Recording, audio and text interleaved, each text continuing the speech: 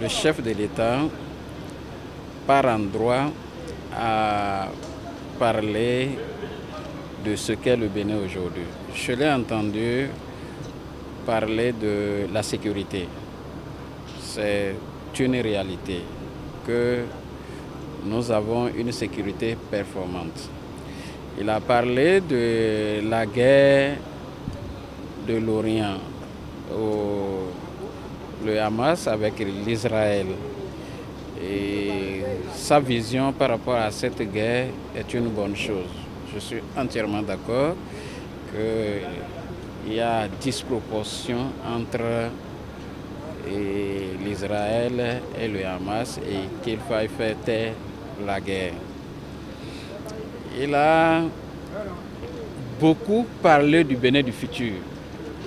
Et j'ai l'impression que c'est un discours programme qu'il est venu faire. Et ce qui est l'habitude du chef de l'État. Nous avons eu beaucoup de promesses, ce que le Bénin de demain sera.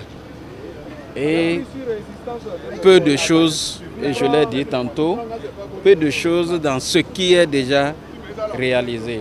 C'est vrai qu'il a regretté lui-même le taux d'évolution des infrastructures.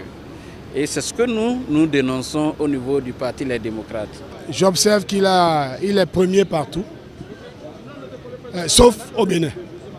C'est-à-dire que ceux qui trouvent qu'il est premier, ce sont les autres.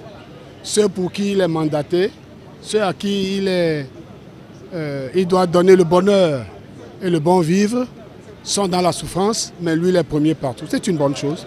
Je ne suis pas totalement satisfait. Lorsqu'il parle et lorsque on méprise, lorsque on maltraite les producteurs du soja, les producteurs du coton, je crois que l'effet que cela produit, c'est ce qu'il lui-même a constaté et j'en suis content qu'il s'en rende compte et qu'on change la politique agricole parce qu'aucun pays ne peut se développer. Nous sommes un pays agricole, nous ne pouvons pas nous développer, nous ne pouvons pas développer notre économie si on ne fait pas une bonne politique agricole.